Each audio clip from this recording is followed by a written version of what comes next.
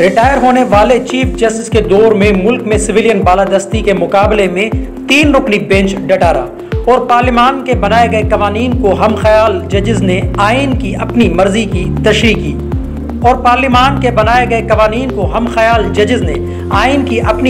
تشریح کی سے کالعدم قرار دیا۔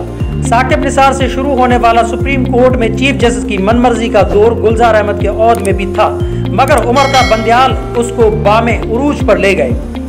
پنجاب میں پرویز الہی کو وزیر اعلیٰ بنانے کے لیے جس طرح آئین کو از سر نو لکھا گیا، وہ عدالتی فیصلہ کسی غیر جانبدار قانون دان کو منہ دکھانے کے قابل نہیں ہے، مگر 3 رکنی بینچ اس پر ڈٹا رہا۔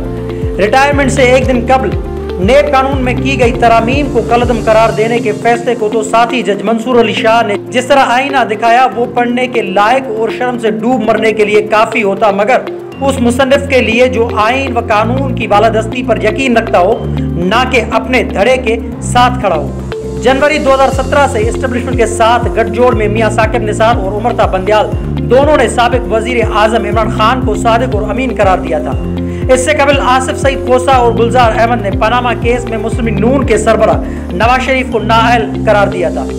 آصف کوسہ کو چھوڑ کر باقی 3 چیف جسٹس بنیادی طور پر ہم خیال ججوں کے ساتھ اعلیٰ عدلیہ کے معاملات چلاتے تھے، جن میں سے اکثر ریٹائر ہو چکے ہیں، جبکہ دیگر تاحال بینچوں میں بیٹھتے ہیں۔ اب چیف جسٹس قاضی فائز عیسیٰ کا امتحان شروع ہو رہا ہے کہ کیا وہ اپنے خطوط میں لکھے گئے الفاظ کو اعمال میں ڈھال پائیں گے یا نہیں۔